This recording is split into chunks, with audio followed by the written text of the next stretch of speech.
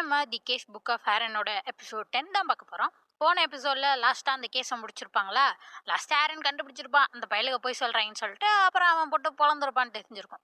அதுக்கடுத்து இந்த எபிசோட்ல பார்த்தா ஃபர்ஸ்ட் சீன்லயே இவங்க 3 பேரும் ஒரு ஸ்ட்ரீட்குள்ள நடந்து வந்துகிட்டு இருக்காங்க பேசிக்கிட்டே. வரப்ப பார்த்தா ஒரு இடமே கூட்டம் அப்படியே போலீஸ்லாம் நின்றுட்டு இருக்காங்க. என்னடான்னு கேட்டா பூட்டி இருக்க ஒரு ரூமுக்குள்ள ஒருத்தர் இறந்து போய் கிடக்குறாரு அப்படிங்கிற மாதிரி ஒரு கொலை.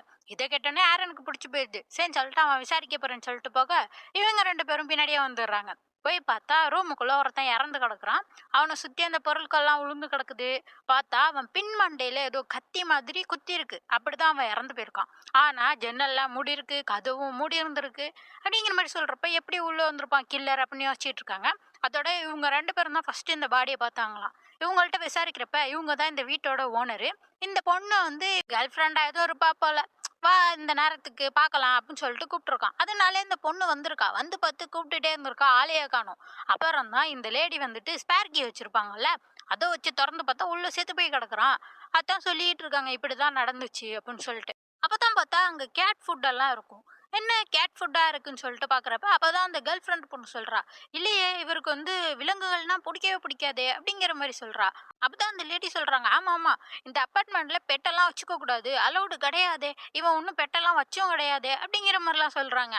அப்புறம் எதுக்கு இவன் கேட் ஃபுட் வாங்கி வச்சிருக்கான் அப்படின்னு சொல்லிட்டு இவங்க பார்த்துட்டு இருக்கப்ப அவங்க 2 பேரும் வெளில போயிடுறாங்க. அப்பதான் லின் சொல்றா, இது மாதிரி போலீஸ் சொல்லிட்டு இருந்ததை நான் கேட்டேன் தருமா. என்னன்னா இது மாதிரி இவரால கொஞ்சம் நாளா வாடகையே கொடுக்க முடியல. இவர் வந்து ஒரு இசைக்கலைஞன், ட்ரம்பட் தான் வாசிப்பாரு. ஒருவேளை அதனால இந்த ஓனர் லேடி தான் வந்து இவரை கொண்டிருப்பாங்களோ, ஏன்னா அவங்கள்ட்ட ஸ்பேர் கீ இருக்கு, கொண்டுட்டு போயிட்டு திருப்பி கதவை லாக் பண்ணிக்கலாம்ல, அப்படி பண்ணியிருந்தாங்கன்னா அப்படிங்கிற மாதிரி சொல்றப்ப அப்பதான் ஆரன் சொல்றான், இல்ல எல்லா இடமுமே இங்க லாக் பண்ணி ஒண்ணும் இல்லையே, அங்க பாரு அப்படின்னு சொல்றான். பார்த்தா அங்க ஒரு ஏர் வெண்ட் இருக்கு, அது திறந்து தான் கிடக்கு. ஒருவேளை கில்லர் அது வழியா வந்திருக்கலாம்ல. சரி லின் போய் அதுக்குள்ள பாரு அப்படிங்கிற மாதிரி சொன்னா, இல்ல இல்ல தூசி ஆயிரும் நான் போக மாட்டேன்னு சொல்லிட்டு அவ கத்திட்டு இருக்கா. சரி விடுங்க நம்மள்ட்ட தான் இருக்க நாக்க சேரான்னு சொல்லிட்டு அந்த பொம்மையை தூக்கி அந்த ஓட்டையில அடிச்சோன்னே அவன் உள்ள வந்து இன்னொரு பக்கம் வந்துடுறான் பேக் சைடு. இப்போ பார்த்தா பில்டிங்கோட பேக் சைடு தான் வந்து நிற்கிறாங்க.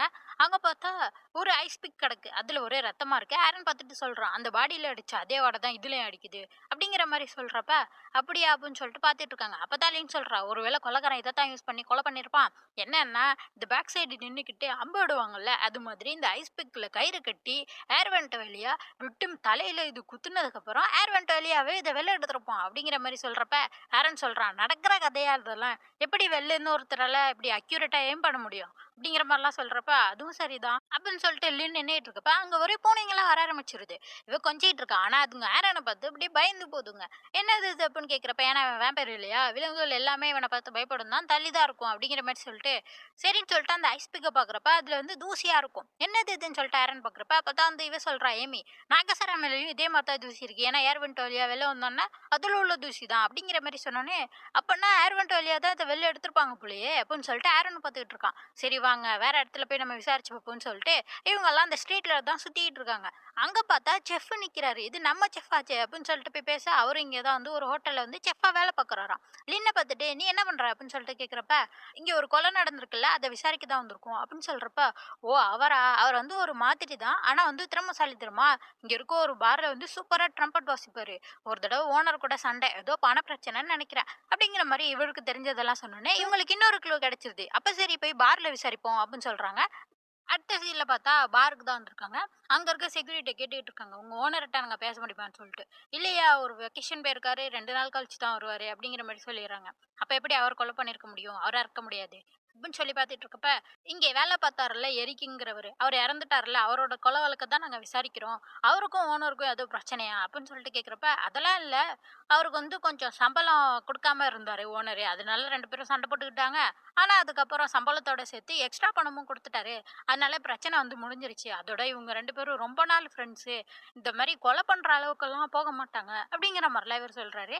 அதோட அந்த ஐஸ் பிக் வந்து இந்த பார்ல யூஸ் பண்றீங்களான்னு சொல்லிட்டு காட்ட, இல்ல இல்ல நாங்க இது மாதிரிலாம் யூஸ் பண்றது இல்லைன்னு சொல்லிடுறாங்க. போச்சு அங்கேயே எந்த தகவலுமே கிடைக்கல, கடைசியா நம்ம ஓனர்கிட்ட தான் விசாரிக்கணும் அப்படின்னு சொல்லிட்டு வரப்பயே அங்கதான் ஓனர் சுத்தம் பண்ணிட்டு இருக்காங்க. அந்த ஓனர்கிட்ட வந்து கேக்குறாங்க, உங்களுக்கும் அவருக்கும் எதுவும் பிரச்சனையா, இந்த வாடகை குடுக்குற விஷயத்துல அப்படிங்கிற மாரி கேட்கிறப்ப, "ஓ! அதுவா? அத பத்தி நான் போலீஸ்ட்ட தெளிவா சொல்ட்டேன். என்னன்னா, இது மாதிரி அவனால கொஞ்சம் வாடகை குடுக்க முடியல. என்னப்பான்னு கேட்கிறப்ப, இது மாதிரி ஓனர் இன்னும் எனக்கு சம்பளம் போட்டு விடல. அதனால தான் சொல்லிட்டு, அப்புறம் சம்பளம் வந்தோனே அத எனக்கு குடுத்து, அந்த பிரச்சனையும் எப்பயோ முடிஞ்சிருச்சே. அது நாங்க பெரிய விஷயமாவே எடுத்துக்கலையே." அப்படிங்கிற மாரிலாம் இவங்க சொல்லிட்டு இருக்காங்க. அப்படி பேசிட்டு இருக்கப்பயே அங்க நெறைய பூனைங்க வந்திருக்குமா. இதெல்லாம் இந்த லேடி தொரத்தி விட்டுட்டு இருக்காங்க. இதுங்க வந்ததுலேருந்து ஒரே தொல்லையா இருக்கு அப்படின்னு சொல்லிட்டு. "ஏன் இப்படி தொரத்துறீங்க? என்னாச்சு?" அப்படின்னு கேட்கிறப்ப, எப்ப பார்த்தாலும் வந்து குப்பையெல்லாம் கிளறி போட்டுருதுங்க. அதோட நைட்டு போல சத்தம் போட்டுட்டே இருக்குங்க, சண்டை போட்டுட்டு. பெரிய தொல்லையா இருக்குதுங்களோட. அப்படிங்கிற மாரிலாம் சொல்றப்ப, ஆரனுக்கு ஏதோ தெரிஞ்சுட்டு. சரி வாங்க திருப்பி அதே விக்டிம் ரூமுக்கு போவோம் அப்படின்னு சொல்லிட்டு அங்க வந்து பார்க்குறாங்க. பார்த்துட்டு, "என்ன கண்டுபிடிச்சீங்க?" அப்படின்னு சொல்லிட்டு லின் கேட்டுக்கிட்டு இருக்க. அப்பதான் ஆரன் அவனோட பிளட் அங்க தெளிச்சு விடுவான். பார்த்தா, அந்த பிளட்ல வந்து அப்படியே அந்த பூனை நடந்து போன கால் தடமா இருக்கு. இத வச்சு பார்க்குறாங்க. "இது பூனையா?" அப்படின்னு சொல்லிட்டு பார்த்துட்டு இருக்கப்ப, சரி போய் அந்த பெட் ஃபுட்டுல என்ன இருக்குன்னு பாருன்னு சொல்லிட்டு பார்த்தா, அதுல ஒரு குட்டி பவுச் மாரி இருக்கும். என்னன்னு பார்த்தா, அது ஒரு விஷம். அப்பதான் ஆரன் சொல்றான். "இது மாதிரி இந்த பையன் ஒண்ணும் பூனைங்களுக்கு சாப்பாடு குடுக்கணும்னு ட்ரை பண்ணல. அந்த பூனைங்கள விஷம் வச்சு கொல்ல பார்த்துருக்கான்." ஏன்னு கேட்கிறப்ப, இவன் வந்து ட்ரம்பட் வாசிக்கிறவனா, வாசிச்சுட்டு இருக்கப்ப வெளில இந்த பூனைங்கலாம் கத்திக்கிட்டு இருக்கப்ப அவனுக்கு டிஸ்டர்பா இருக்குதாம். அதனால இந்த பூனைங்கள கொன்னுறலாம் அப்படின்னு சொல்லிட்டு தான் சாப்பாட்டுல விஷம் கலந்து வைக்க ட்ரை பண்ணியிருக்கான். ஆனா, அவன் அதுங்கள கொல்றதுக்கு முன்னாடியே இவன கில்லர் கொன்னுட்டான் அப்படின்னு சொல்லிட்டு திரும்பி பார்க்குறான். யாருன்னு பார்த்தா அங்க ஒரு கருப்பு பூனை. அது சிரிச்சுக்கிட்டு இருக்கு. "நீ சொன்ன மாரி தான் அவன் எங்கள கொல்ல பார்த்தான். அதுக்கு முன்னாடியே நான் அவன கொன்னுட்டேன்." அப்படிங்கிறப்ப, "இது ஒண்ணும் சாதா பூனை இல்லையா?" அப்படின்னு சொல்லிட்டு லின் பார்த்துட்டு இருக்கா. இது வந்து ஒரு பூனை ஃபேரியாம். அந்த பூனைங்கள காப்பாத்தணும்னு சொல்லிட்டு தான் இப்படி பண்ணியிருக்கு. அதோட அந்த பூனை சொல்லுது, "நான் என்ன நினைச்சேன், நீங்க இந்த ஓனர் லேடிய நம்ப மாட்டீங்க. இவள புடிச்சு ஜெயில்ல போட்டுருவீங்கன்னு நினைச்சேன். ஆனா நீ உண்மைய கண்டுபிடிச்சிட்ட. ச்சே!" அப்படின்னு சொல்லிட்டு அங்கேருந்து அது ஓடி போயிருது. இங்க அடுத்த சீன்ல காட்டுறாங்க. பார்க்ல உட்காந்துட்டு லின் சொல்லிட்டு இருக்கா, "நாம அந்த பூனை ஃபேரிய விட்டுருக்க கூடாதுல, புடிச்சு குடுத்துருக்கணும். ஏன்னா அதானே கில்லரு." அப்படிங்கிற மாரி சொல்றப்ப ஆரன் சொல்றான், "நம்ம பாயிண்ட் ஆஃப் வியூல இருந்து பார்க்குறப்ப அது கில்லரா இருக்கலாம். ஆனா பூனைங்க பாயிண்ட் ஆஃப் வியூல இருந்து பார்க்குறப்ப அது ஒரு ஹீரோ. அந்த பூனைங்கள காப்பாத்திருக்கு. அதோட நைட்டு முழுக்க இந்த மாரி பூனைங்கலாம் உன்ன தொரத்திக்கிட்டு இருக்குன்னு ஆசையா லின்?" அப்படிங்கிற மாரி சொன்னா, சுத்தி அந்த பூனைங்கலாம் மொறச்சு பார்த்துட்டு நிக்குது. ஏன்னா இந்த பூனை ஹீரோவ புடிச்சிருவாங்கன்னு சொல்லிட்டு. ஆரன் சொல்லிடுறான், "உங்க பூனை ஹீரோ மேலலாம் எங்களுக்கு இன்ட்ரெஸ்ட் இல்ல.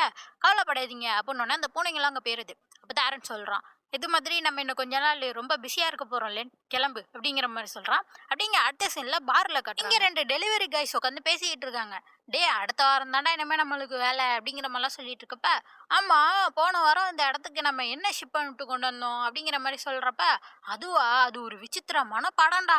அப்படிங்கிற மாதிரி சொல்றாங்க. என்னன்னா அது ஒரு பெயிண்டிங். அந்த பெயிண்டிங் எங்க இருக்குன்னா, இப்போ ஒருத்தன் இறந்து போனான்னா எரிக்கின்னு ஒரு ட்ரம்பட் வாசிக்கிறவன் அவன் வீட்டுல தான் அந்த பெயிண்டிங் இருக்கு. அதோடயே கட்டி இந்த எபிசோட முடிக்கிறாங்க. இந்த பெயிண்டிங் வச்சு தான் அடுத்த எபிசோட் போகுது போல. அடுத்த எபிசோட் அடுத்த சனிக்கிழமை வந்துரும். அதுக்கு மறக்காம சேனலை சப்ஸ்கிரைப் பண்ணிக்கோங்க. பை.